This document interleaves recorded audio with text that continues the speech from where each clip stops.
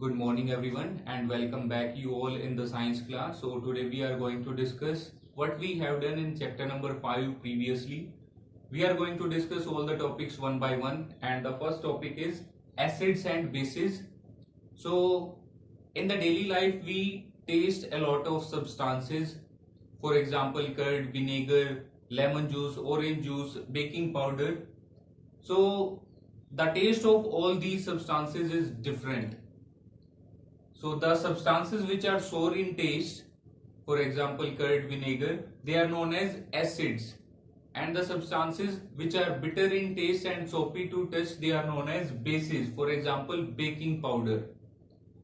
So how do we know that what is the taste of a particular substance, or whether there is an acid or a base present in that particular substance? So for that we have some chemical substances that are known as indicators. Indicators are of two types. The first one is natural indicators, second one is artificial indicators. Then we have discussed about the different substances that have different kinds of acids and bases in them.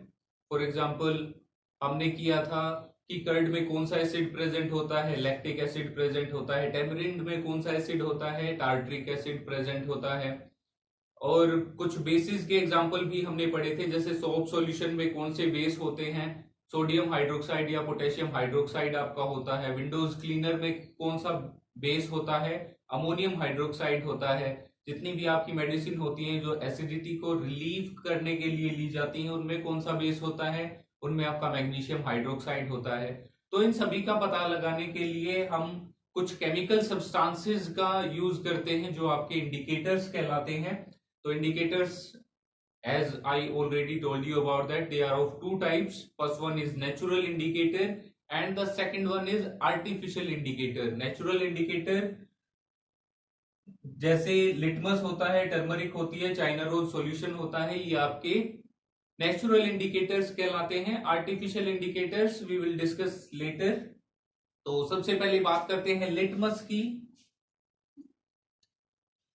Litmus जो होता है आपका, ये आपको मिलता है lichen से, और ये सॉल्यूशन की फॉर्म में और पेपर स्ट्रिप्स की फॉर्म में, दोनों फॉर्म में इसको यूज किया जाता है। इसका जो ओरिजिनल कलर होता है वो पर्पल होता है। तो इसकी दो स्ट्रिप्स आती हैं, रेड कलर की और ब्लू कलर की। So to check the acidity और basicity of a particular solution, what we have to do, we have to take the paper strips and just dip in that solution. If there is a color change, suppose that we dip a blue litmus paper in the solution, if its color changes to red, then there is an acid in that solution, and if we dip a red litmus paper and the color changes to blue, then there is a base in that particular solution. And in case of neutral solution, there is no effect on both the types of litmus paper. So on this basis you can check whether a particular solution is acidic or basic by taking different kinds of solution. Different kinds of solution कौन से आप ले सकते हो? Sodium hydroxide का solution आप ले सकते हो, कॉमन सॉल्ट का सॉल्यूशन आप ले सकते हो, शुगर सॉल्यूशन ले सकते हो, लेमन जूस का सॉल्यूशन आप ले सकते हो, और उसको लिटमस पेपर की हेल्प से चेक आउट कर सकते हो कि क्या उसमें कोई बेस प्रेजेंट है या उसमें कोई एसिड प्रेजेंट है। And on this basis you can make your on table. Second बात करते हैं, सेकंड जो नेचुरल इंडिकेटर है वो है आपका टर्मरिक। टर्मरिक जो है ये आपकी किचन में यूज की जाती है। ओरिजिनल कलर जो होता है इसका वो होता है येलो। बेसिस के केस में ये आपको देती है एक dark red colour, and in case of acid there is a no color change in case of neutral solution also. So turmeric को सबसे पहले, टर्मरिक स्ट्रिप्स को आप लोग कैसे प्रिपेयर करते हो, उसको कैसे यूज कर सकते हो एज ए इंडिकेटर, उसके लिए हमने एक एक्टिविटी पढ़ी थी, जिसमें सबसे पहले आपको क्या करना है, एक बीकर में थोड़ी सी हल्दी आपको लेनी है, उसके बाद उसके अंदर थोड़ा सा पानी आपको मिलाना है ताकि आप टर्मरिक का पेस्ट बना सको। After that you have to just paste that solution, rub that solution on the blotting paper so that you can obtain the turmeric strips. Blotting paper के ऊपर इसको पेस्ट करने के बाद उस पेपर की छोटी छोटी स्ट्रिप्स आपको काट लेनी है, उसको सुखा लेना है, एंड दो strips can be use to check the acidity और बेसिसिटी ऑफ ए सॉल्यूशन। तो उसके बाद आपको क्या करना है, you have to take different solution as in case of litmus you have done. आप डिफरेंट सॉल्यूशन लोगे, सोप सॉल्यूशन आप ले सकते हो, कॉमन सोल्ट सॉल्यूशन ले सकते हो, शुगर सॉल्यूशन ले सकते हो, आप लाइम वाटर ले सकते हो, या आप लेमनेड भी ले सकते हो। तो उस केस में आपको क्या करना है, वही टर्मरिक की जो स्ट्रिप्स हैं आपकी, उनको डिप करना है उस सॉल्यूशन में, and you have to check whether there is a colour change और नॉट। तो जब आप सोप सॉल्यूशन लेते हो और उस केस में टर्मरिक को डिप करते हो, तो टर्मरिक आपको एक डार्क रेड कलर देगी। तो यूजुअली टर्मरिक को यूज किया जाता है to check out whether there is a base और not in a particular solution. तो इस तरह से आप लोग चेक कर सकते हो टर्मरिक की हेल्प से कि क्या उसमें कोई बेस प्रेजेंट है या नहीं, और इसी की हेल्प से आप एक ग्रीटिंग कार्ड प्रिपेयर कर सकते हो that you can present to your friends और relatives during any kind of occasion.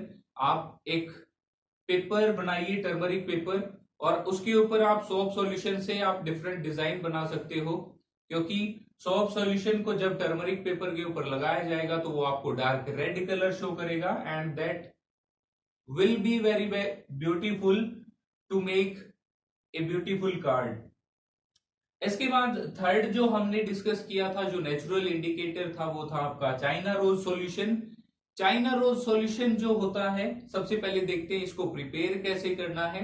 आपको चाइना रोज जो फ्लावर है उसकी कुछ पेटल्स लेनी है, उनको एक बीकर के अंदर डालना है, फिर उसके अंदर आपको थोड़ा सा वार्म वाटर जो है वो ऐड करना है। वार्म वाटर ऐड करने के बाद आपको उस मिक्सचर को कुछ टाइम के लिए लीव कर देना है, छोड़ देना है, जब तक उसके अंदर जो कलर है, जो पिंक कलर है, वो उसके अंदर आ नहीं जाता है।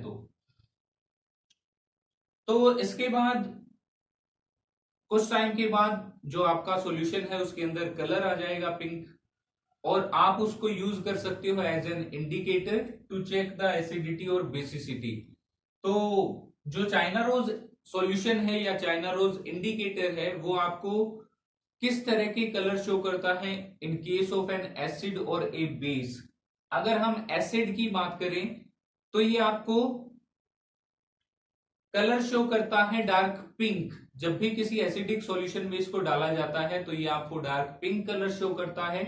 अगर बेस की बात करें तो किसी बेसिक सॉल्यूशन में अगर चाइना रोज सॉल्यूशन या चाइना रोज इंडिकेटर को आप डालते हो तो ये आपको ग्रीन कलर जो है वो शो करता है। तो चाइना रोज सॉल्यूशन को कैसे यूज करना है, in the simple way as you have done in the previous two activities. आपको क्या करना है, डिफरेंट सॉल्यूशंस लेने हैं।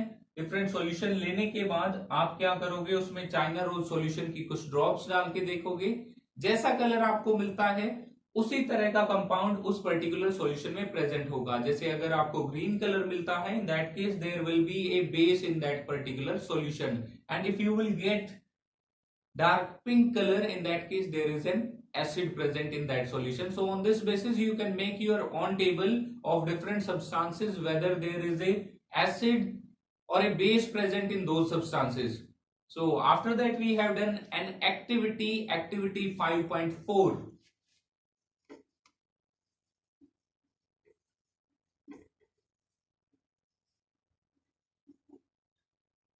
So in activity 5.4 we have taken different substances such as hydrochloric acid, sulfuric acid, nitric acid and calcium hydroxide, sodium hydroxide, ammonium hydroxide। ये सारे substances हमने लिए थे, and all these are artificial acids and bases जिनको आप labs में prepare करते हो, केमिकली जिनको बनाया जाता है, तो ये आपके कहलाते हैं आर्टिफिशियल एसिड्स।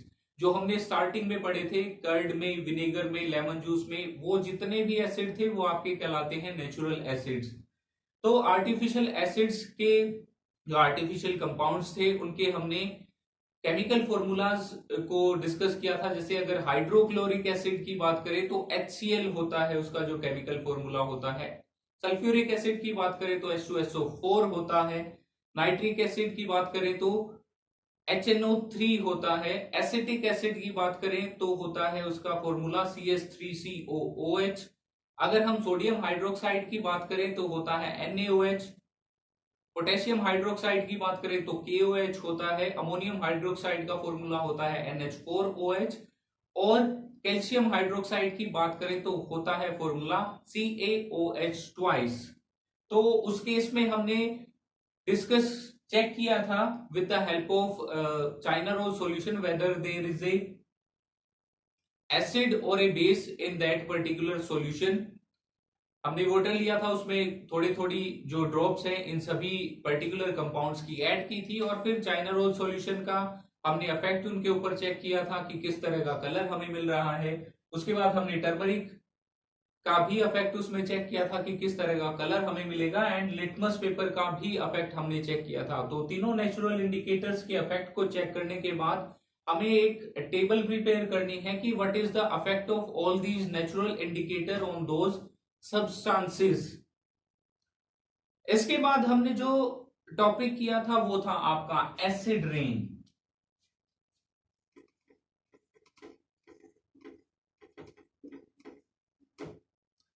तो एसिड रेन क्या होती है?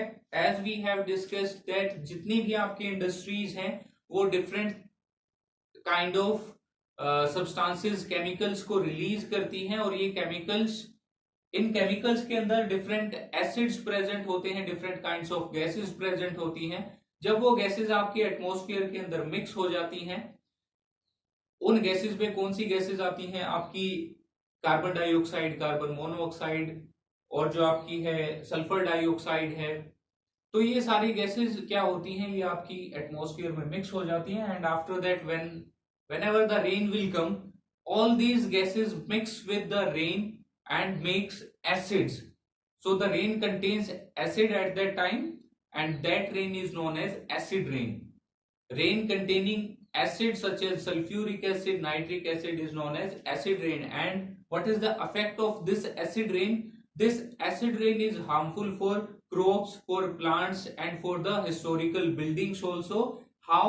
Because acid is present in that rain, so it fade the marble of those historical buildings. So the next